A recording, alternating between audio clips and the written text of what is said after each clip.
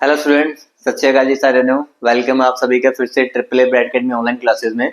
जैसे कि हम जानते हैं कि हमने पंजाब की प्रीवियस ईयर पेपर्स की सीरीज स्टार्ट की हुई थी और आज हम आपके लिए जो पेपर लेकर आए हैं उसमें आपका एक्साइज का 2023 में जो पेपर हुआ था तो उसके हम मैथ के क्वेश्चन हम आज डिस्कस करेंगे। ठीक है, चलिए तो देखते हैं क्वेश्चन और स्टार्ट करते हैं पेपर को।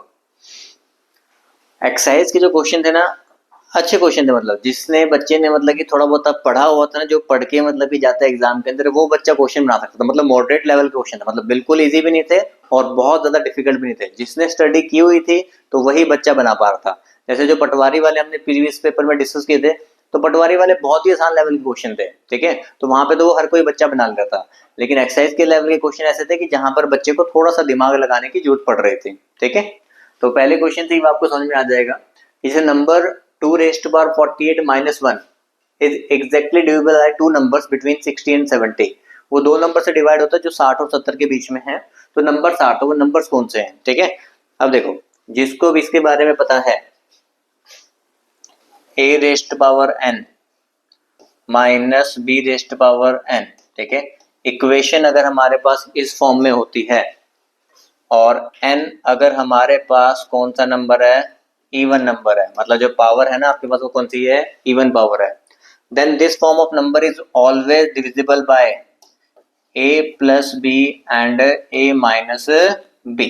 ठीक है, डिविजिबिलिटी रूल्स के अंदर हम जिनने ये चीजें सीखी हुई हैं, जिस बच्चे ने मेरी क्लास लगाई है वो जानता है कि नंबर सिस्टम के अंदर हमने डिविजिबिलिटी रूल सीखा था और उसके अंदर हमने ये चीजें सिखाई थी। ठीक है, कि अगर इक्वेशन हमारे पास इस फॉर्म में होती है a rays power n minus b rays power n, मतलब देखो आपने ये फॉर्मूले से याद करना होता है। जैसे ए स्क्वायर माइनस बी स्क्वायर होता है, तो ए स्क्वायर माइनस बी स्क्वायर के दो फैक्टर होते हैं, कौन से, ए प्लस बी और ए माइनस बी। तो ये हमारे दो फैक्टर होते हैं। ठीक है, तो इसी तरीके से हमारे पास देखिए 2 रेज़ पावर 48 माइनस 1, मतलब ये ए स्क्वायर माइनस बी स्क्वायर वाला पार्ट की तरह हमारे पास। ठीक है, कि पावर हमारे पास कौन सी पावर है, इवन पावर है। लेकिन अब हमें अगर हम सिर्फ डायरेक्टली हम इस नंबर से बनाएंगे तो फिर हमारे पास वो बन नहीं पाएगा, क्योंकि हमें तो वो नंबर चाहिए जो 60 और 70 के बीच में हो। तो आपको 2 की पावर पहले कोई ऐसा नंबर बनाना पड़ेगा जो आपको 60 और 70 के बीच में लेके जाए। ठीक है, 2 to the 4, 4 to the 8, 8 to the 16, 16 to the 32, 32 to the 64, मतलब 2 रेस्ट पावर 6 का अगर मैं यूज करूं तो वो 60 और 70 के बीच में आता है। तो मैं यहाँ पर लिखूंगा 2 रेस्ट पावर 6 और उसकी पावर कितनी हो जाएगी, 8। माइनस आप यहाँ पे 1 रेस्ट पावर 8 भी लिख सकते हो कि दोनों तरफ मुझे पावर सेम रखनी, तो 1 की पावर कितनी मेरे को सेम ही बात होती है।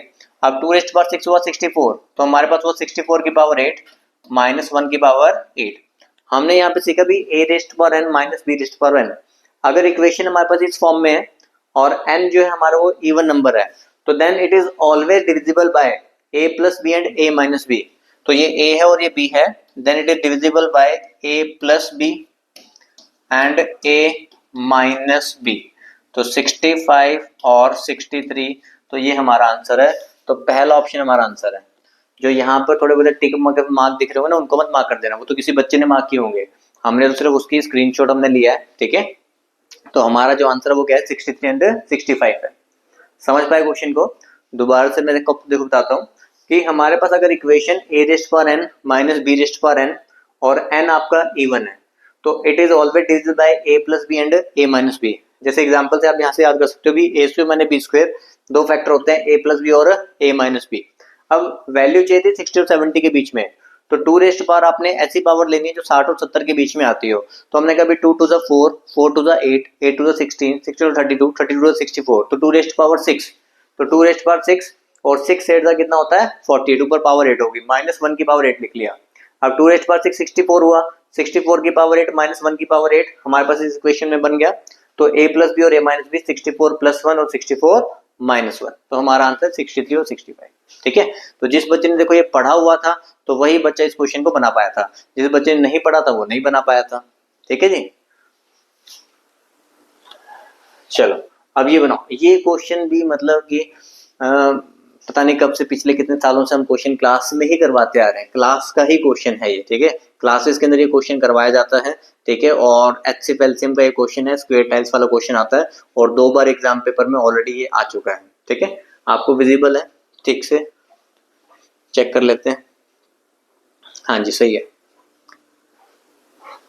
The least number of square tiles required to pave the ceiling of a room 15 metre 17 centimetre long and 9 metre 2 centimetre broad. ठीक है, अब देखो ये जो है ना वैल्यू थोड़ी सी बड़ी है, पहले मैंने आपको ना थोड़ी छोटी वैल्यूज के अंदर मैं सिखाता हूँ आपको। ठीक है, कि इस क्वेश्चन के अंदर होना क्या है, पहले वो थोड़ी छोटी वैल्यूज में मैं आपको सिखाऊंगा, फिर बड़ी वैल्यू में इजीली बन जाएगा आपसे।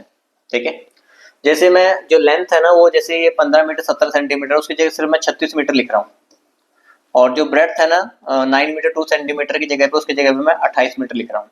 ठीक है, पहले मैं आपको एक सिंपल वैल्यूज के अंदर समझा रहा हूँ कि क्वेश्चन में पूछा क्या गया है, फिर कॉम्प्लेक्स वैल्यू के अंदर इसको अप्लाई करके मैं आपको दिखा दूंगा। ठीक है, वो कह रहा है कि कितनी कम से कम स्क्वायर टाइल लगेंगी अगर हमारा एक रूम होता मान लो 36 मीटर का और 28 मीटर का, तो इसमें कम से कम कितनी स्क्वायर टाइल लगेंगी कि हमारा पूरा रूम जो है ना अपना टाइल से हो जाए पूरा कंप्लीट। ठीक है, अब कुछ बच्चों के मन में आता है कि सर अगर कम से कम टाइल लगानी क्यों ना एक ही बड़ी टाइल ले आते हैं, बड़ी टाइल लाएंगे सीधा रूम के अंदर पटक देंगे पूरा पूरा बन जाएगा। ठीक है, लेकिन ये ध्यान रखो ये जो आपको रूम दे रखा है ना ये रेक्टेंगुलर रूम है, और जो टाइल लगानी है ना वो स्क्वायर टाइल होनी चाहिए।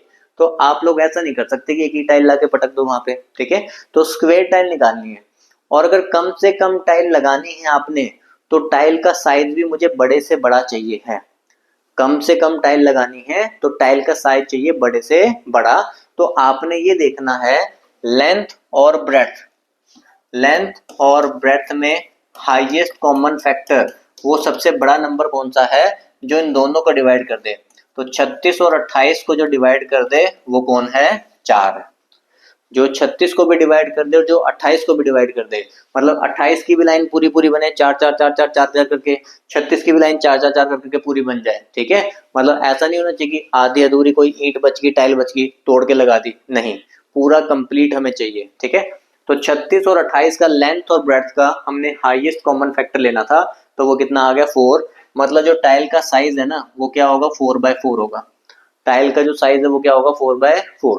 तो कितनी टाइल मेरी लगेंगी इस रूम को बनाने में। ठीक है, तो नंबर ऑफ टाइल्स जब आपको निकालनी है, नंबर ऑफ टाइल्स जब आपको निकालनी है तो हम करते हैं भी एरिया ऑफ बिगर आर्टिकल, मतलब एरिया ऑफ रेक्टेंगुलर रूम जो है, area of room divide by area of tile, और टाइल स्क्वायर टाइल है। ठीक है, ऊपर रूम का एरिया रेक्टेंगुलर है तो लेंथ इंटू ब्रेड्थ, टाइल का एरिया साइड इंटू साइड ए स्क्वायर होता है ए इंटू ए, तो लेंथ इंटू ब्रेड्थ 36 इंटू 28, और जो टाइल का साइज है वो हमारा 4/4 होगा। ठीक है, तो 4 इंटू 4, 4 9 जा 4 7 जा, तो इसका जो आंसर है वो कितना बनेगा 63 टाइल्स, मतलब 63 टाइल्स चाहिए अगर आपको इस रूम को बनाना है। तो पहले मैंने आपको ये वैल्यूज एक डेमो वैल्यूज लेकर मैंने आपको बताया भी क्वेश्चन में पूछा क्या गया है। क्वेश्चन में ये पूछा गया था कि हमारे पास अगर ये पूरी रेक्टेंगुलर हमारे पास टाइल्स हैं और इसमें आपके पास आपको एक स्क्वायर टाइल्स के अंदर लगानी है, परफेक्टली लगनी चाहिए, तो कितनी कम से कम टाइल लगेंगी। ठीक है, आपको यहाँ बता रखा था कि कौन सी टाइल लेनी है, हमने स्क्वायर टाइल्स लेनी है। तो मैंने रूम की लेंथ ली 36, ब्रेड्थ ली 28। अब टाइल ऐसी होनी चाहिए जो परफेक्टली लेंथ और ब्रेड्थ में एग्जैक्टली फिट हो जाए, तो मुझे लेंथ और ब्रेड्थ का हाईएस्ट कॉमन फैक्टर लेना था, क्योंकि कम से कम टाइल लगानी है तो टाइल का साइज बड़े से बड़ा होना चाहिए। तो 36 और 28 का हाईएस्ट कॉमन फैक्टर बना 4। ठीक है, जो हमने यहाँ पर निकाला, तो टोटल आपका रूम का area 36 into 28 divide by tile का area, area of square side into side, तो 4/4, तो हमारे पास कितनी आ गई 63 टाइल्स आ गए। ठीक है, अब इसी को उसमें क्वेश्चन में देखो, अब सेम ही क्वेश्चन है, ये वाला पहले आप लोग नोट कर लेना। बस अब यहाँ पर दे रखा है 15 मीटर 17 सेंटीमीटर, 1 मीटर में होते हैं 100 सेंटीमीटर, तो 1517 सेंटीमीटर ये आपकी लेंथ है। ब्रेड्थ जो है 9 मीटर 2 सेंटीमीटर, तो 902 सेंटीमीटर ये आपकी क्या है, ब्रेड्थ है। तो इन दोनों का मुझे निकालना है हाईएस्ट कॉमन फैक्टर। ठीक है, तो हाईएस्ट कॉमन फैक्टर निकालना है, तो मैं 902 के देखो फैक्टर्स बनाऊंगा यहाँ पे। 2 से आप करोगे कितना आ जाएगा 451, 11 से करोगे आप 11 4 जा 11 1 जा। ठीक है, तो 902 के 3 फैक्टर आ गए 2 11 और 41। हमें कॉमन फैक्टर ढूंढना होता है ना, तो मतलब जो 1517 है, तो आपके पास 902 के 3 फैक्टर आए हैं, तो इन तीनों में से कोई ना कोई फैक्टर उसको डिवाइड करता होगा। क्या 2 उसको डिवाइड करता है, नहीं करता। क्या 11 कर रहा है, नहीं कर रहा। तो इसका मतलब कौन कर रहा होगा, 41 कर रहा होगा। 41 3 जा 123, 3 पे जाएगा, लास्ट में 7 तो 7 पे जाएगा। तो अब इन दोनों में देखो हाईएस्ट कॉमन फैक्टर क्या बना, इन दोनों में कॉमन फैक्टर क्या आया 11, तो मतलब टाइल का जो साइज है ना मेरा, सॉरी 41 आया, दोनों के बीच में कॉमन क्या आया 41, तो जो मेरा टाइल का साइज है वो 41/41 होगा। तो area of room 1517 into 902 divide by area of tile 41/41। तो इस वाले में थोड़ी कैलकुलेशन थी तो इसलिए मैंने इसको बाद में करवाया, ताकि पहले आपको कंसेप्ट समझ में आ जाए। तो यहाँ पर आप कंसेप्ट पे ध्यान ना देके यहाँ पर हमने कैलकुलेशन पे ध्यान देना था, ठीक है। हमें लेंथ और ब्रेड्थ का निकाला था हाईएस्ट कॉमन फैक्टर, तो वो मैंने सिखाया आपको। 902 से आपने किया 2 4 451 आ गया, 11 से किया 41 आ गया। आपको तीन फैक्टर मिले हैं 2 11 और 41, तो इन तीनों में से कोई ना कोई फैक्टर यहाँ पर होगा जो इसके अंदर क्या होगा कॉमन होगा। दो भी हो सकते थे, ठीक है, पर 2 भी इसको डिवाइड नहीं कर रहा, 11 भी इसको डिवाइड नहीं कर रहा, तो मतलब कौन करेगा 41 करेगा। आपके पास ऑप्शन नहीं है, 41 से ही डिवाइड करना पड़ेगा। तो 41 से डिवाइड के 37, तो दोनों का हाईएस्ट फैक्टर आ गया 11, मतलब टाइल का साइज होगा मेरा 41/41। तो area of room 1517 into 902 divide by 41 into 41 ये टाइल का एरिया। अब ये वैल्यूज ऑलरेडी कटी हुई है, देखो 41 से अगर आपने 902 को काटना है तो 11 टू द 22 पे कटेगा, 41 टू द आपका पता है 82 होता है, फिर से 41 टू द 82 हो जाएगा। 41 को इससे काटना है तो हमें पहले से पता भी 37 पे कटेगा, और 37 को 22 से मल्टीप्लाई कर दो, हमारा आंसर आ गया 814, तो 814 हमारा आंसर। ठीक है, समझ पाए इस चीज को। तो ये इंपॉर्टेंट क्वेश्चन है, बार बार इस तरह का क्वेश्चन आता है। ये आपका एवरेज का क्वेश्चन आ गया, ठीक है। एवरेज की कंप्यूट करना, आपको एवरेज निकालनी है, उसके हिसाब से इस क्वेश्चन में भी थोड़ी कैलकुलेशंस आपकी ज्यादा होती है, ठीक है, थोड़ी सी कैलकुलेशन क्वेश्चन में भी ज्यादा है। वो कह रहे हैं कि car owner buys petrol at ₹17, 19 and ₹20 per litre for 3 consecutive year. मतलब पहले साल उसने 17 रुपए लीटर के हिसाब से, दूसरे साल 19 रुपए, तीसरे साल 20 रुपए लीटर के हिसाब से लिया। हमें उसकी एवरेज निकालनी है cost per litre if you spend ₹6460 per year. एक साल में वो 6460 रुपए खर्च कर रहा है। देखो फर्स्ट ईयर में 6460 खर्च कर रहा है, उस साल पेट्रोल का प्राइस था 17। अब 17 का टेबल आना चाहिए भी डिवाइड करने के लिए, ठीक है। हम यहाँ पे कैंसिल करेंगे तो हमारे पास वो भी 17 3 जा 51, ठीक है। 51 आपके पास बचेगा, तो यहाँ पे 9 और 4 13 36, 17 8 जा 136, तो 380 लीटर। पहले साल आप 380 लीटर कंज्यूम कर रहे हो, फिर से करोगे भी अगले साल भी 6460 रुपए ही आपने लगाए, लेकिन अगले साल जो पेट्रोल का प्राइस है वो 19 है, तो 19 से डिवाइड करना पड़ेगा भी। 19 3 जा 57, हमारे पास बचा 776, 19 4 जा 76, तो यहाँ पर आपका बना 340 लीटर आपको मिला, ठीक है। फिर उसके बाद हम आगे चले भी अगले साल 6460, और यहाँ पे 20 रुपए था, डिवाइड बाय हमने 20 किया, तो 323 लीटर आपके पास यहाँ पर बना, ठीक है।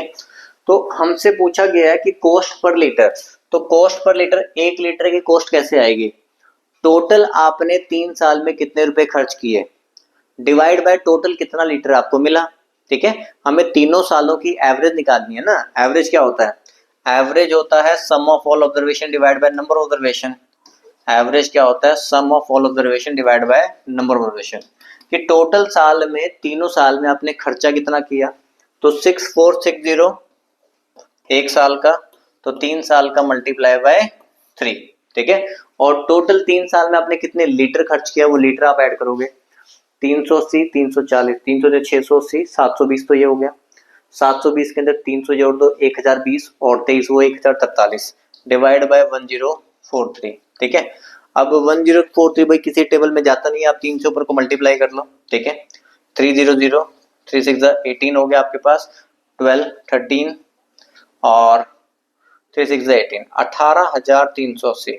ये ठीक बना कि नहीं भाई, 6000 इंटू 3 18,000 हो गया। 360 3 6 18, 18 और 1 3 6 12 और 1 13, ठीक है, और 3 6 18 और 1 19, 19,300 से भाई 18 नहीं, लास्ट में 19 आना था, ठीक है। और डिवाइड बाय हमारे पास कितना है 1043, ठीक है। तो यहाँ पर अब आपने डिवाइड करना है इसको अप्रोक्सीमेटली, देखो आपको ये पूरा डिवाइड करना ही पड़ेगा, यहाँ पे थोड़ी तो मेहनत आपकी बेटा लगेगी यहाँ पे, ठीक है, क्योंकि यहाँ पर आपके ना दो ऑप्शन बड़े नियर बाय दे दिए, एक तो दे दिया 18.4, एक आपको दे दिया 18.5, ठीक है। तो यहाँ पर थोड़ी सी मेहनत आपको करनी पड़ेगी डिवाइड करने में, और जब आप डिवाइड करोगे तो आपको आंसर क्या मिलेगा 18.58, ठीक है। बात समझ में आ रही है। बस क्वेश्चन का देखो मीनिंग आपको समझ में आया भी क्या था। पहले साल मतलब कि आपने हर साल 6460 रुपीज लगाए हैं, 6460 रुपीज आपने 17 रुपए के हिसाब से खरीदा तो 380 लीटर आपको मिला पहले साल। 6460 अगले साल 19 रुपए के हिसाब से खरीदा तो 340 लीटर मिला। 6460 अगले साल 20 लीटर के साथ 20 रुपए के साथ 323 लीटर मिला। तो एवरेज निकालती भी सम ऑफ ऑल ऑब्जर्वेशन, मतलब तीनों साल में टोटल कितना रुपया खर्च किया। तो तीनों साल में टोटल हमने 6460 इंटू 3 इतने रुपए खर्च किए, डिवाइड बाय कितना litre, this plus this divide by 103, तो ये 18.58 आपका बनेगा अप्रोक्सीमेटली। तो ये आपका आंसर होगा। समझ में आया? ठीक है। ये भी बुक में ही क्वेश्चन था, बुक का ही क्वेश्चन था ये भी। ठीक है, अब देखो जिन बच्चों ने क्लासेस लगाती होते हैं ना, मतलब कि कुछ बच्चों को ऐसा होता है कि डायरेक्ट ही क्वेश्चन मिल जाते हैं एग्जाम में, सीधा बच्चों ने आंसर मार्क ही कर दिया, सीधा ही 12 मार्क कर दिया, उनको सॉल्व करने की जरूरत नहीं पड़ी। देखो क्या था, ratio of the ages of man and his wife is 4:3। Man और वाइफ, जब कुछ नहीं लिखा होता इसका मतलब प्रेजेंट एज आपको दे रखा होता है, प्रेजेंट एज की जो रेशियो है ना वो दे रखी है आपको 4:3 दे रखी है। फिर बता रखा है आफ्टर 4 ईयर्स, 4 साल बाद, आफ्टर 4 ईयर्स 4 साल बाद जो रेशियो है वो है 9:7। 4 साल बाद रेशियो 9:7। जब भी मैंने क्लासेस में भी ये सिखाया आपको, हमेशा जब भी अगर आपको दो रेशियोज आपको मेंशन हो, एजिस का जब भी क्वेश्चन आता है, दो रेशियोज आपको मेंशन हो तो हमेशा दोनों की एजिस का गैप सेम कर लो, क्योंकि यहाँ पर तो 4 साल का गैप सेम ही है, तो आपने रेशियो का गैप भी हमेशा सेम बनाना है। तो रेशियो गैप सेम बनाने के लिए नीचे वाली रेशियो के डिफरेंस को हम ऊपर से मल्टीप्लाई करते हैं और ऊपर वाली रेशियो के डिफरेंस को हम नीचे से मल्टीप्लाई करते हैं। ठीक है, ये मल्टीप्लाई बाय 1 होगा। तो 2 4 जा 8 और 2 3 जा 6। तो अब हमारे पास ये वाली प्रेजेंटेज की रेशियो बन चुकी है। ठीक है, तो आपने यहाँ पे देखा भी 8 से 9 हो गया और 6 से कितना हो गया, 7 हो गया। तो रेशियो में गैप कितने का आ रहा है, 1 का, और वैल्यू में गैप कितने का है, 4 का। तो 1 रेशियो की वैल्यू कितनी है, 4 ईयर्स है। 1 रेशियो की वैल्यू है 4 ईयर्स। हमसे पूछा क्या गया है, the ratio of their edges at the time of marriage, जब मैरिज हुई है, मतलब प्रेजेंट से भी पहले की बात कर रहे हैं, जब मैरिज हुई थी तो उस टाइम पे उनकी एजिस की रेशियो कितनी थी, 5:3 थी। एजिस की रेशियो थी 5:3। तो कितने साल पहले उनकी मैरिज हुई है, कितने साल पहले। ठीक है, अब देखो यहाँ पे अब फोकस करना सिर्फ उसके ऊपर जो काम हमने करना है। यहाँ पर देखो ये वाली प्रेजेंटेज की रेशियो बिठा दो, ये पुरानी हो चुकी है, तो जो पुराना काम हो चुका है उसको हटा दिया जाए। ठीक है, अब आपने देखना भी कितने साल पहले मैरिज हुई थी, प्रेजेंट एज से कितने साल पहले, 3 रेशियो पहले, प्रेजेंट एज से ये भी 3 रेशियो पहले और ये भी 3 रेशियो पहले। तो 3 रेशियो पहले मैरिज हुई थी, 1:4 है, तो 3 रेशियो कितना होगा, 12। तो 12 साल हमारा आंसर है। समझ में आया? दोबारा मैं आपको एक बार समझाता हूँ। देखो हमारे पास प्रेजेंट एज की रेशियो मेंशन थी, पहले यहाँ पे 4:3 था, हमारे पास यहाँ पे था 4:3, और 4 साल बाद था 9:7। जब भी दो रेशियोज आपको दे रखे हो जिस चैप्टर में, ठीक है, तो आपने हमेशा रेशियो गैप सेम बनाना होता है। ठीक है, सेम गैप बनाने के नीचे वाले डिफरेंस को ऊपर से मल्टीप्लाई किया, ये रेशियो आ गई और ये मेरी नई रेशियो थी। यहाँ पर गैप बना 8 से 9, 6 से 7, तो 1 रेशियो गैप बना। तो 1 रेशियो हमारा किसके बराबर हुआ, 4 साल के बराबर हुआ।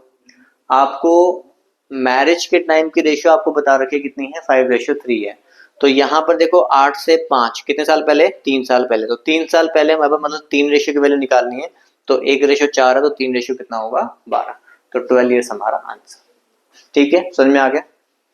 तो भाई ये सारे क्वेश्चन तो हुआ है जो क्लासेस में ही मिल जाता है, मतलब एक्सरसाइज के पेपर में तो बहुत सारे क्वेश्चन ऐसे थे जो एज इट इज क्लासेस के अंदर भी क्वेश्चन करवाए गए थे, तो बच्चों ने वहां पे डायरेक्टली बना लिए थे। अब देखो ये पूरी टाइप ही कराई जाती है। ठीक है, कोई भी बच्चा अगर पढ़ा हुआ है ना तो ध्यान रखना, परसेंटेज चैप्टर के अंदर प्राइस क्वांटिटी रिलेशन की टाइप करवा रखी है पूरी, जिसके अंदर सेम इसी तरह के क्वेश्चन करवा रखे हैं। ठीक है, due to reduction of 1/4% in the price of sugar, इसको बोलते हैं price and quantity relation type. ठीक है, प्राइस और क्वांटिटी, प्राइस और क्वांटिटी में कौन सा रिलेशन होता है, इनवर्स रिलेशन। प्राइस अगर ज्यादा होगा तो क्वांटिटी कम मिलेगी, प्राइस कम होगा तो क्वांटिटी क्या मिलेगी, ज्यादा मिलेगी। ठीक है, due to reduction of 1/4% in the price of sugar, price कम होने की वजह से a man is able to buy 1 kg more for ₹120, वो 120 रुपए में पहले से 1 किलो ज्यादा खरीद पा रहा है। ठीक है, find the original reduce rate of sugar price. देखो भाई हम सबसे पहले लिखेंगे प्राइस के बारे में, 1/4%, ये फ्रैक्शन में होता है 1/16। अब कुछ बच्चे कहेंगे सर ये कैसे बनता है, बिल्कुल बता देते हैं। 6 4 24 + 1 25, 25 डिवाइड बाई 4, परसेंटेज के लिए नीचे 100 लगाओगे, 25 से काटोगे 4 तो क्या बन जाएगा 1/16।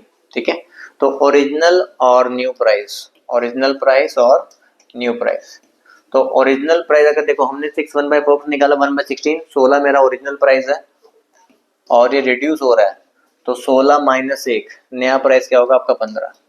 ठीक है, due to reduction in the price of sugar, sugar का प्राइस कम कर दिया गया, मतलब 16 से कितना कर दिया गया 15 कर दिया गया, तो क्वांटिटी, क्वांटिटी इसकी इनवर्स रेशियो में हो जाएगी, तो क्वांटिटी 15 से कितनी हो जाएगी 16 हो जाएगी, तो क्वांटिटी हो जाएगी 15 से 16। ठीक है, 6 1/4% प्राइस कम होने की वजह से मैं अब पहले से 1 किलो ज्यादा खरीद पा रहा हूँ 120 रुपए में।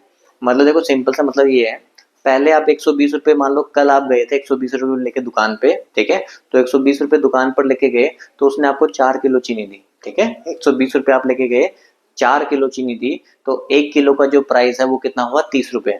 एग्जाम्पल, 120 रुपए दुकान पे मैंने लेकर आपको कल भेजा, आप गए, दुकानदार ने 120 रुपए में आपको 4 किलो चीनी दे दी, तो 1 किलो का प्राइस कितना हुआ 30 रुपए हुआ। ठीक है, नेक्स्ट डे मैंने फिर से आपको 120 रुपए लेकर भेजा, ठीक है, कि आज भी 120 रुपए लेकर जाओ, 4 किलो चीनी लेकर आओ। वहां जाकर आपको पता चला प्राइस कम हो गया, तो आज उसने 4 किलो की बजाय 1 किलो ज्यादा, 4 की बजाय 5 किलो दे दी, तो 120 रुपए में 5 किलो मिल गई, तो आज जो प्राइस है वो 24 रुपए है।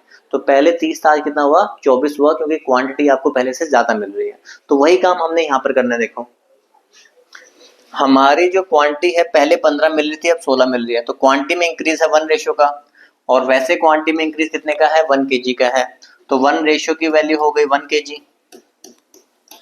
तो 1 रेशियो 1 केजी है, तो 15 रेशियो होगा 15 केजी। ये पुराने वाली क्वांटिटी है जो आपको पहले मिलती थी ओरिजिनल, और आज मिलती है 16 रेशियो, 16 रेशियो मतलब 16 केजी। तो जो नई वाली क्वांटिटी है वो आपको कितनी मिल रही है 16 मिल रही है। ठीक है, तो अब आपने यहाँ पर देखना है 120 रुपए लेकर मैंने आपको दुकान पर भेजा, 120 रुपए लेकर कल आप गए दुकान पे और उसने आपको 15 किलो चीनी दी, 120 रुपए में 15 किलो, 15 8 120, इसका मतलब 8 रुपए पर केजी चीनी मिली आपको कल। ठीक है, आज आप दुकान पे गए, आज भी आप 120 रुपए लेकर ही गए, आज भी आप 120 रुपए लेकर ही गए, लेकिन आज आपको जो मिली वो कितनी मिली है 16 किलो मिली है। आप खुश हो गए भाई 1 किलो ज्यादा मिल गया, है ना। तो आपने देखा भी आज फिर कितने की पड़ी, कल अगर 8 रुपए की पड़ रही थी तो आज कितने की पड़ी, क्योंकि कल तो 15 किलो मिला था, आज 16 किलो मिला है। ठीक है, काट दो इसको भी, 8 के टेबल में काट दो, 8 दूनी 16, 15 8 120, 15/2, तो कितना हो गया 7.5 रुपए, तो आज 7.5 रुपए की पड़ी आपको। बात समझ में आ रही है, 120 रुपीज ही है आपके पास, 120 रुपीज जाकर आप एक दिन दुकान पे देते हो तो आपको कुछ सर्टेन अमाउंट ऑफ मिलता है, अगले दिन भी आप 120 रुपीज जाकर देते हो, लेकिन आपको पहले से 1 किलो क्या मिल रही है ज्यादा मिल रही है। ठीक है, हमने रेशियो में बना लिया, प्राइस 6 1/4% कम हुआ था, प्राइस था 1/16, मतलब मैंने कहा कि प्राइस अगर ओरिजिनल प्राइस मेरा 16 था तो 1 रुपए से डिक्रीज हो गया। ठीक है, तो पहले अगर 16 था तो 16 माइनस 1 कितना हो गया 15, प्राइस हुआ 16 से 15, तो क्वांटिटी हो जाएगी इनवर्स 15 से 16। ठीक है, तो क्वांटिटी 15 से 16 हो गई। क्वांटिटी में इंक्रीज हुआ 1 रेशियो का, वैल्यू में इंक्रीज कितना हुआ 1 केजी का, तो 1 रेशियो 1 केजी है, तो 15 रेशियो हमारा 15 केजी हो गया, और 16 रेशियो हमारे पास कितना हो गया 16 केजी हो गया। ठीक है, तो आपको 120 रुपए में स्टार्टिंग में 15 किलो मिल रहा था, तो 1 किलो का प्राइस हो गया 8 रुपए, अब 120 रुपए में आज आपको 16 किलो मिल रहा है, तो 1 किलो का प्राइस कितना हो गया 7.5 रुपए। समझ आ रहा है, विजिबल है, सभी को दिखाई दे रहा है। ठीक लग रहा है सारा भी। ओके, चलिए। अब इस तरीके के क्वेश्चंस आप लोग पढ़ना चाहते हो, करना चाहते हो कि आपको भी जो क्लास में करवाया जाए, जो आपको बुक्स में आपको देखने को मिले वही पेपर में भी चीजें देखने को मिले, तो उसके लिए फिर आपको आना पड़ेगा कहाँ पर, AAA ब्राइट एकेडमी। ठीक है, तो ब्राइट एकेडमी में आप लोग ऑफलाइन कोचिंग आप ले सकते हो। ठीक है, हर एग्जाम के लिए उसके अंदर आपका banking, SSC, state jobs, Punjab, HP, Himachal, Haryana. ठीक है, डेली आपकी 3 से 4 घंटे की क्लासेस होती हैं, 4 to 5 मंथ्स आपका इस बैच का ड्यूरेशन होता है। स्टडी मटेरियल वगैरह, नोट्स वगैरह, बुक्स वगैरह सब आपको मिलेंगे, ठीक है। मॉक टेस्ट आपके एवरी वीक चलते रहते हैं। वीडियो कोर्स का भी आपको एक्सेस मिलेगा फ्री ऑफ कॉस्ट, ठीक है। लाइफ टाइम आपका ग्रीन कार्ड बनता है।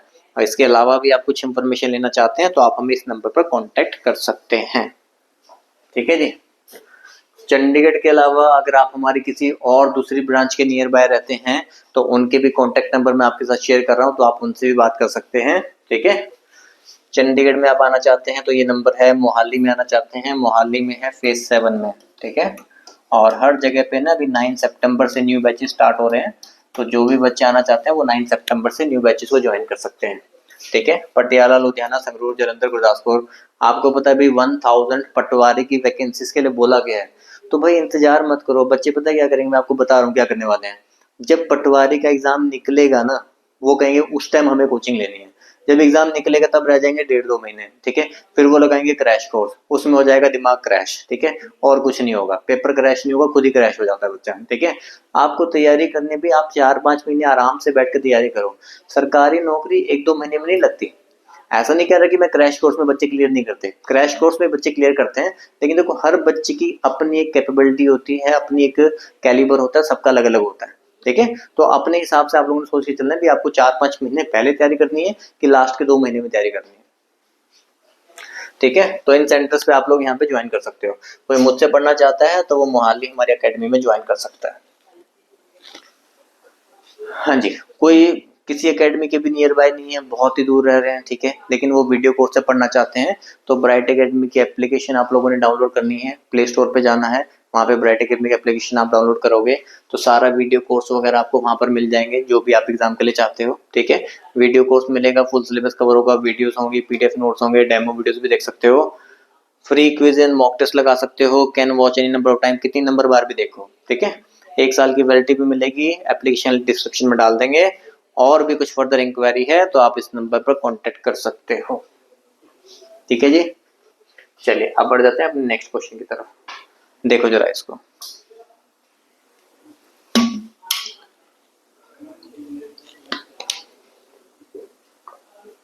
बहुत ही आसान सवाल था ये। एक शॉप है जिसके अंदर 80% के आर्टिकल जो है सोल्ड हुए हैं 10% प्रॉफिट पे, और जो रिमेनिंग है वो सोल्ड हुए हैं किस पे, 40% लॉस पे। What is the overall profit और लॉस। पहले इसको मैं एक बिल्कुल सिंपल तरीके से समझा देता हूँ, फिर एक और तरीका मैं आपको बताऊंगा कि वो दूसरे अगर थोड़ा सा मुश्किल क्वेश्चन आता है ना तो वहां पे आपको अप्लाई करने में आसानी हो जाती है, ठीक है। देखो पहला तरीका तो ये मान लो कि आपके पास एक आर्टिकल 1 रुपए का है तो 100 आर्टिकल आपके 100 रुपए के आएंगे, ठीक है। सिंपली समझना, एक आर्टिकल 1 रुपए का तो 100 आर्टिकल 100 रुपए के। उसमें से 80% आर्टिकल मतलब कितने, 80, वो आपने बेचे 10% प्रॉफिट पे, तो मतलब 80 का 10% आप निकाल लोगे। 80 का 10% मैंने निकाल लिया तो कितना आ गया, 8। तो 8 का जो है ना आपने यहाँ पर प्रॉफिट कमा लिया, ठीक है। वो कह रहे रिमेनिंग जो बच गए, 100 में से 80 आर्टिकल तो आपने यहाँ बेच दिए, तो रिमेनिंग जो मेरे पास बची है वो कितने बच गए, 20 बच गए। इन 20 को मैंने बेचा है 40% लॉस पे, तो यहाँ पर 40% का नुकसान हुआ है, तो 20 का हमने 40% निकाला, ये मेरा नुकसान का पार्ट है, 2 चौके 8, यहाँ पर हो गया 8 का लॉस, ठीक है। 100 आर्टिकल पूरे हो गए, ऊपर वाले आर्टिकल में 8 का प्रॉफिट कमाया था, नीचे वाले आर्टिकल में 8 का लॉस हो गया, तो इसका मतलब पूरी ट्रांजैक्शन में ना ही मुझे प्रॉफिट हुआ और ना ही मुझे लॉस हुआ, ठीक है। तो ये बिल्कुल बेसिक तरीका, एक आर्टिकल 1 रुपए का आता है, 100 आर्टिकल 100 रुपए के आएंगे। 100 में से जो 80% आर्टिकल थे उन पे हमने 10% का प्रॉफिट कमाया है, तो 80 का 10% निकालो तो कितना आ गया, 8 रुपए का प्रॉफिट यहाँ पर होगा, ठीक है। बाकी जो आर्टिकल बच गए, 100 में से 80 ये हो गए तो बाकी बच गए 20 आर्टिकल पे मुझे 40% का लॉस हुआ, तो मुझे 8 आर्टिकल 8 रुपए का यहाँ पे लॉस हो गया, तो 8 का ही प्रॉफिट हुआ था, 8 का ही लॉस हुआ, तो नो प्रॉफिट नो लॉस, ठीक है। इसके लिए हम एक तरीका यूज करते हैं भी, यहाँ पे वैल्यूज बहुत आसान थी तो इसलिए इसलिए बहुत आसानी तरीके से यहाँ से बन गया। अदरवाइज को हम कैसे यूज किया जाता है, 80% का जो फ्रैक्शन होता है वो होता है 4/5, ठीक है। 80% मतलब 80/100, तो यहाँ से फ्रैक्शन होगा 4/5। 4/5 आर्टिकल्स पे आपका 10% का प्रॉफिट होता है, ठीक है। तो हम यहाँ से डायरेक्टली निकाल सकते हैं कि वो होल ट्रांजेक्शन पे कितना प्रॉफिट बनेगा। 5 से काटोगे 2, 2 4 तक कितना आ जाएगा, 8% का प्रॉफिट, ठीक है। 4/5 आर्टिकल 80%, 4/5, 4/5 आर्टिकल पे 10% का प्रॉफिट है, तो होल ट्रांजेक्शन होता है 8% प्रॉफिट। रिमेनिंग जो बच गए, तो 4/5 अगर ये हो गए तो रिमेनिंग बचे कितने, 1/5। 1/5 पे मुझे होता है 40% का लॉस, 40% का लॉस। तो होल ट्रांजेक्शन के लिए 5 से काट दो, तो होल ट्रांजेक्शन के लिए वो क्या है 8% का लॉस है। तो 8% प्रॉफिट 8% लॉस, इसका मतलब नो प्रॉफिट नो लॉस। ठीक है, तो जहां पर थोड़ी सी कॉम्प्लेक्स वैल्यूज आती है ना, जहां पर वैल्यू थोड़ी बड़ी दी जाती है, तो वहां पर हमें ये वाला मेथड ज्यादा काम आता है। ठीक है, छोटा सा क्वेश्चन था तो सिंपली हमने बेसिक वाले मेथड से बना लिया, कोई दिक्कत नहीं है। अदरवाइज हम इस क्वेश्चन का हम इस कंसेप्ट का यूज करते हैं। 80% मतलब 4/5, 4/5 आर्टिकल पे 10% प्रॉफिट हो रहा है, तो होल ट्रांजेक्शन के लिए 5 से काटा तो वो 8% प्रॉफिट है। 1/5 आर्टिकल पे 40% का लॉस है, तो होल ट्रांजेक्शन के लिए वो 8% का लॉस हुआ, तो हमारा हो गया नो प्रॉफिट नो लॉस। ठीक है जी, मैं कहना क्वेश्चन इसमें अच्छे थे। ठीक है, एक्सरसाइज के पेपर में जो क्वेश्चन आए हुए थे वो अच्छे क्वेश्चन थे सारे। ये भी देखो, ये भी अच्छा क्वेश्चन है पार्टनरशिप का। दो पार्टनर इन्वेस्ट करते हैं 1,25,000 और 85,000 respectively in business. They distribute 60% of profit equally, 60% profit तो बराबर बराबर बांटेंगे। ठीक है, and decide to distribute the remaining 40% जो होगा वो इंटरेस्ट ऑन कैपिटल, मतलब वो कैपिटल के अंदर अपने डिस्ट्रीब्यूट करेंगे जो इन्वेस्टमेंट है। एक पार्टनर को 3,000 रुपए ज्यादा मिलते हैं दूसरे से, तो टोटल प्रॉफिट हमें निकालना है। देखो, ए और बी इन्वेस्टमेंट, ए और बी की इन्वेस्टमेंट 1,25,000। ठीक है, और दूसरी इन्वेस्टमेंट यहाँ पे कितनी 85,000। रेशियो बना लो भाई, 3 0 काट दी, 5 के टेबल में काट दो, 25/17। जो हमारी इन्वेस्टमेंट की रेशियो होती है हम जानते हैं ये हमारी क्या है प्रॉफिट की रेशियो है। ठीक है, अब 60% तो हमने प्रॉफिट इक्वली बांटा है, तो वहां पे तो उनकी इनकम में कोई फर्क आया नहीं होगा, क्योंकि 60% तो बराबर बांटा जा रहा है। बाकी जो 40% है वो उनकी इन्वेस्टमेंट के रेशियो में डिवाइड किया है, तो उसकी वजह से ही तो डिफरेंस आ रहा होगा कि एक को दूसरे से 3,000 रुपए क्या मिलते हैं, ज्यादा मिलते हैं। तो यहाँ पर देखो, इनकी यहाँ पर इन्वेस्टमेंट में प्रॉफिट में डिफरेंस कितने का है, 25 और 17 में डिफरेंस 8 रेशियो का। तो इसलिए हमने कहा भी 8 रेशियो की वैल्यू कितनी है 3,000 है। 1 रेशियो हम निकाल लेंगे, 8 3 24, 7 और 5, 1 रेशियो आ गया 375। 25 + 17 42, हमने 42 रेशियो की वैल्यू निकालनी है, तो 375 इंटू 42, 375 इंटू 42, ये आ गया 15,750। ठीक है, अब कुछ बच्चे सोचते हैं भी यहीं पर आंसर आ गया, नहीं यहाँ पर आंसर नहीं आया। अब ये 15,750 आए, मुझे बताओ ये कितने परसेंट प्रॉफिट की वैल्यू है। ये जो 15,750 है ना, ये आपकी 40% प्रॉफिट की वैल्यू है अभी, क्योंकि 60% तो बराबर बराबर बांटा जाना था, वहां पे तो आपको कोई डिफरेंस आना नहीं था। तो जो डिफरेंस आना था वो आपको जो बाकी जो इन्वेस्टमेंट की रेशियो में बांटा गया उसमें डिफरेंस आना था, और वो बांटा कितना गया है, सिर्फ 40% बांटा गया है। तो 40% की वैल्यू 15,750 है, और मुझे 100% की वैल्यू निकालनी है। तो 15,750 डिवाइड बाय 40 इंटू 100, 1 0 ये काट दिया, 2 दूनी 4, 2 पंजे 10, 2 से यहाँ पे काट दोगे, 2 से 14, 2 16, 2 7 और 2 5 मल्टीप्लाई करेंगे तो 39,375। ठीक है, तो ये हमारा आंसर। समझ में आया क्वेश्चन।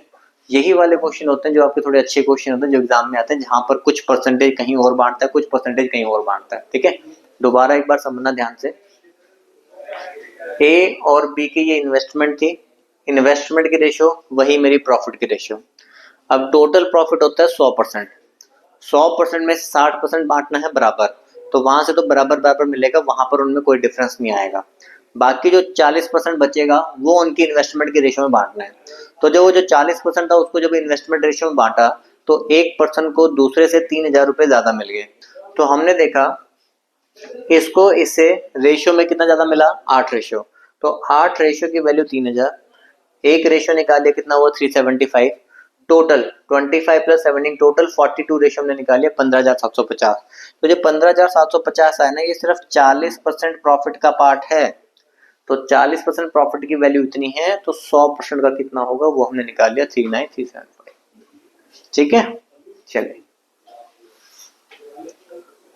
बनाओ, ये बनाओ। ये तो सिंपल ही था, बहुत आसान था क्वेश्चन था, जिसने भी कंपाउंड का सिंपल चैप्टर पढ़ा होगा बना सकता है।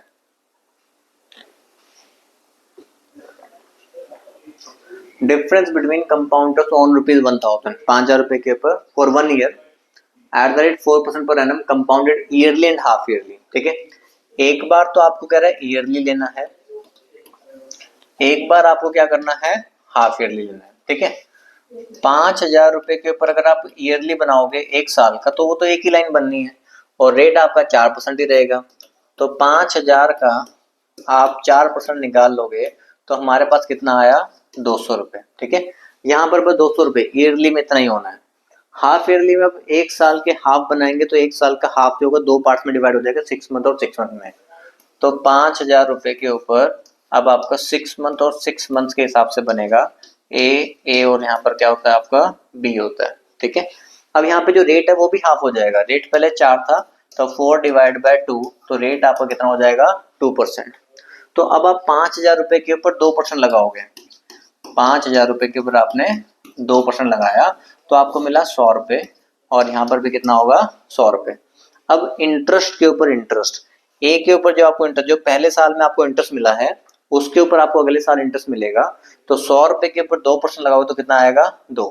हमें इन दोनों का डिफरेंस चाहिए था, यहाँ पर इंटरेस्ट बना 200, यहाँ पर बना 202, तो दोनों के अंदर डिफरेंस कितने का होगा 2 रुपए का, तो आंसर कितना हुआ 2 रुपीज। समझ पाए? कंपाउंड और सिंपल चैप्टर अगर पढ़ा हुआ है तो बहुत ही आसान क्वेश्चन है, कोई दिक्कत नहीं है, ठीक है। बस हाफ ईयरली का थोड़ा ध्यान रखना था। 5,000 रुपए के ऊपर ईयरली निकाला, ईयरली है तो 4% पर एनम रेट था तो 4% ही लगाया। 5,000 का 4% कितना 200 रुपए, एक साल का ही था।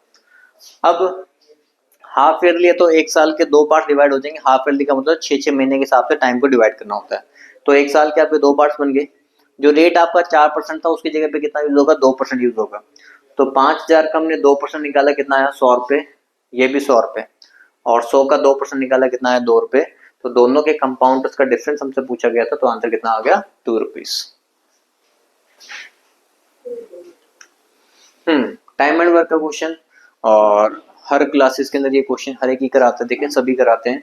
तो जिस बच्चे ने प्रैक्टिस की होती है तो वो जल्दी से बना लेते हैं, जिसने प्रैक्टिस नहीं की तो फिर वो देखते रहते हैं, ठीक है। एंड टाइप का हमारा ये क्वेश्चन है, 2 men एंड 3 boys, ठीक है, इसको एंड टाइप बोलते हैं। 2 men एंड प्लस 3 boys किसी काम को 10 दिन में पूरा करते हैं। इसी काम को करने के लिए अगर मैं 3 men लगाता हूँ और 2 boys लगाता हूँ तो वो इस काम को कितने दिन में कर पाते हैं 8 दिन में, ठीक है। तो 10 into 2 यहाँ पर आपके पास 20 men हो गए प्लस 30 boys हो गए, ठीक है। 8 3 24 men हो गए प्लस 8 2 16 boys हो गए। बॉयज को उधर लाके माइनस करो तो आपके पास 14 बॉयज हो गए, मैन को उधर ले जाके माइनस करो तो आपके पास 4 मैन हो गए। 2 के टेबल पे काट दो, यहाँ पे 2 और यहाँ पे 7। तो मैन और बॉयज की अगर हम एफिशिएंसी की रेशियो बनाएंगे तो क्या बनेगी 7:2। तो ये हमारी एफिशिएंसी की रेशियो होती है, पहला स्टेप बनाना, और सेकंड स्टेप होता है हमारा टोटल वर्क बनाना, ठीक है। तो पहला स्टेप हमने बना लिया, भी दोनों का कंपैरिजन किया, एफिशिएंसी की रेशियो निकाल ली। क्वेश्चन में दे रखा था कि 2 men प्लस 3 boys किसी काम को कितने डेज में कर रहे हैं 10 डेज में। 3 men प्लस 2 boys किसी काम को कितने डेज में कर रहे हैं 8 दिन में। मल्टीप्लाई किया, मैन और बॉयज की एफिशिएंसी की रेशियो निकालना, ठीक है। अब बनाना है टोटल वर्क। टोटल वर्क चाहे यहाँ पुट कर दो चाहे यहाँ पुट कर दो, कहीं भी आप पुट करके बना सकते हो। एक मैन एक दिन में 7 काम करता है, 2 मैन कितना काम करेंगे 14। एक मैन एक दिन में 7 काम करता है, 2 मैन कितना करेंगे 14, प्लस एक बॉय एक दिन में 2 काम करता है, 3 कितना करेंगे 6, और इंटू 10, तो 20 इंटू 10, तो 20 इंटू 10 200 हमारा क्या हो गया टोटल वर्क, 200 हमारा टोटल वर्क हो गया, ठीक है। मैंने कहा भाई मैन और बॉयज के वर्क को आपने यहाँ पर पुट करना है, ठीक है। जो वन डे वर्क है उसको यहाँ पुट कर दो तो आपके पास टोटल वर्क आ जाएगा। एक मैन एक दिन में 7 करता है तो 2 मैन करेंगे 14, एक बॉय एक दिन में 2 करता है तो 3 कितना करेंगे 6, 14 प्लस 6 20 इंटू 10 200 हमारा टोटल वर्क हो गया। 200 टोटल वर्क करवाना किससे है, ठीक है, 2 मैन और 1 बॉय से, 2 मैन प्लस 1 बॉय। देखो जब भी हमें डेज निकालने होते हैं ना, किसी के भी आपको डेज निकालने, तो डेज कैसे आते हैं टोटल वर्क डिवाइड बाय उस पर्सन का वन डे वर्क जिसके बारे में पूछा गया है। तो टोटल वर्क हमारे पास 200 है, डिवाइड करना मुझे उनके वन डे वर्क से। एक मैन एक दिन में 7 करता है तो 2 मैन कितना करेंगे 14, एक बॉय एक दिन में 2 करता है तो एक बॉय कितना करेंगे 2, तो 14 प्लस 2 कितना हो गया 16। तो 16 जो है इन सबका मिलाकर क्या हो गया वन डे वर्क, तो डिवाइड बाय कर दो 16, ठीक है। 8 के टेबल में काट दो, 8 दूनी 16, ऊपर 8 दूनी 16, 8 पंजे 40, 25/2 कितना आ गया 12.5 दिन, 12.5 डेज।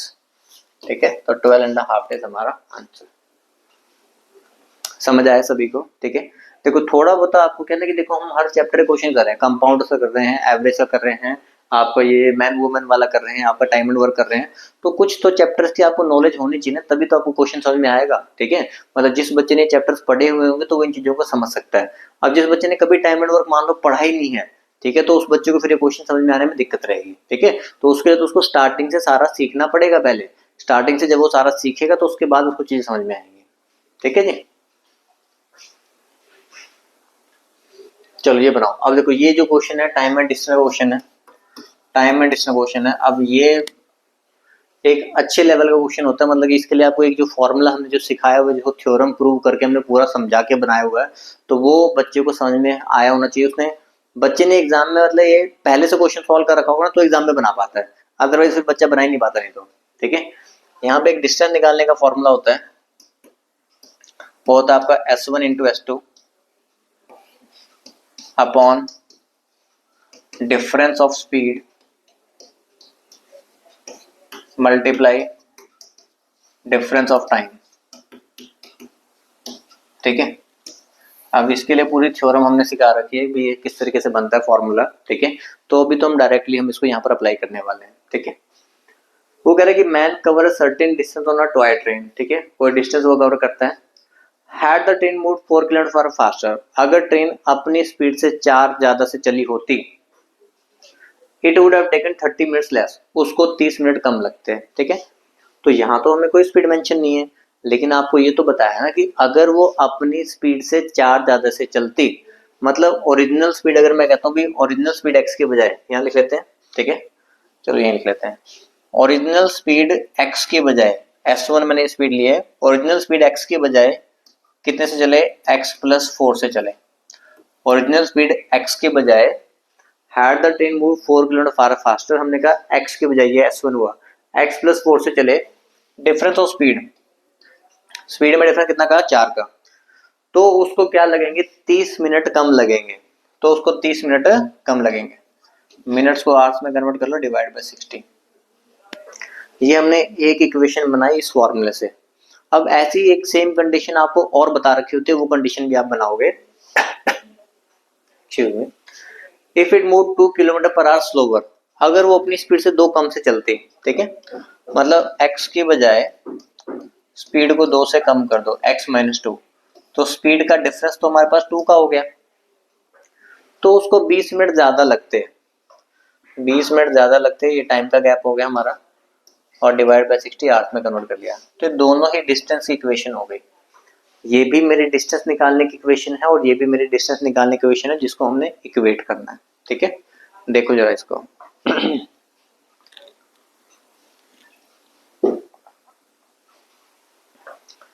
देखो ये हमारा डिस्टेंस का फॉर्मूला है, S1 into S2 upon difference of speed multiply by difference of time. आपको यहाँ पे दो कंडीशन अलग अलग बताई जाती हैं। आपको ओरिजिनल स्पीड मेंशन नहीं है ट्रेन की, लेकिन आपको बताया से गया है ट्रेन अपनी स्पीड के बजाय उससे 4 ज्यादा से चले। ठीक है, तो हमने कहा भी x के बजाय x+4 से चले, स्पीड का डिफरेंस कितने का, वो 4 का। स्पीड अगर बढ़ाई है तो टाइम कम लगेगा, उसने कहा 30 मिनट कम लग रहे हैं, तो into difference of time 30 minutes hours में कन्वर्ट किया, डिवाइड बाय 60। दूसरी कंडीशन, अपनी स्पीड x के बजाय 2 कम से चले x-2 से, तो स्पीड में डिफरेंस हुआ 2 का, और यहाँ पे हमने टाइम का गैप था 20 मिनट का, ये लिख दिया। ठीक है, कैंसिल कर दो भाई, ये 1/2 हो गया, ये कैंसिल कर लो 1/3 हो गया। ठीक है, x से x हमारा कैंसिल हो गया, एक 2 से 2 कैंसिल हो जाएगा। 4 को मल्टीप्लाई करो उधर, 4x 4 से मल्टीप्लाई किया -8, 3 का मल्टीप्लाई करो उधर 3x + 12, 3x को उधर ले आओ, x हो गया, 8 को उधर ले जाओ, प्लस हो जाएगा, तो x कितना आ गया 20 किलोमीटर पर आवर। तो अगर मुझसे ट्रेन की ओरिजिनल स्पीड पूछ ली होती ना, ट्रेन की ओरिजिनल स्पीड अगर पूछ ली होती, कई बार पूछता है ये भी, तो मेरा आंसर यहीं पर आ चुका होता। अगर मुझसे ट्रेन की ओरिजिनल स्पीड पूछी गई होती तो मेरा आंसर आ चुका होता 20 किलोमीटर पर आवर ट्रेन की ओरिजिनल स्पीड है। लेकिन मुझसे क्या पूछा है, फाइंड द डिस्टेंस, मुझसे तो डिस्टेंस पूछा है, तो ये डिस्टेंस का फॉर्मूला है, ये जो है ये पूरा डिस्टेंस का फॉर्मूला है। चाहे यहाँ पुट कर दो स्पीड को, चाहे आप यहाँ पे पुट कर दो, आपका आंसर सेम आएगा। तो 20 जो स्पीड आई है उसको यहाँ पे x की जगह पे डाल दो, 20 को डालो यहाँ पे x की जगह पे 20 लिखा, इंटू 20 + 4 24, डिवाइड बाय 4, मल्टीप्लाई में 30/60, 30/60 काट दिया, यहाँ पे 2 आ गया, 4 6 जा 2 3 जा, तो 20 × 3 60 किलोमीटर हमारा आंसर। ठीक है, तो 60 किलोमीटर हमारा क्या हुआ आंसर हुआ। तो अब ये कुछ क्वेश्चन देखो ऐसे होते हैं, मैंने कहा ना कि पेपर मॉडरेट लेवल से डिफिकल्ट लेवल के बीच में ही था। ठीक है, मतलब हमने इजी क्वेश्चन नहीं मिले हमें ज्यादा, मोस्टली जो इसने पढ़ा हुआ था तो वही बच्चे इन क्वेश्चन को अटेम्प्ट कर पा रहा था। ठीक है, तो ये इस क्वेश्चन को करने का तरीका है आपका। चलिए जी, कुछ और क्वेश्चन भी मेरे ख्याल से एक्सरसाइज वाले पेपर में बचे हुए हैं, जो कि मैं आपको नेक्स्ट वीडियो में मैं आपको कवर करवाऊंगा। ठीक है, तो आपको किसी भी बच्चे को किसी भी एग्जाम से रिलेटेड कोई भी आपको क्वेरी करनी हो, ठीक है, किसी को कोई बैच से रिलेटेड क्वेरी करनी हो, ऑफलाइन पढ़ने के लिए या ऑनलाइन पढ़ने के लिए, या किसी एग्जाम के लिए आप कोई गाइडेंस वगैरह चाहते हो, तो ये सब नंबर हमने आपको शेयर किए हुए हैं, आप इन नंबर पर हमें कॉन्टेक्ट कर सकते हैं। ठीक है, तो हम आपको मिलेंगे नेक्स्ट वीडियो के अंदर, फिर से मिलेंगे। Thank you very much.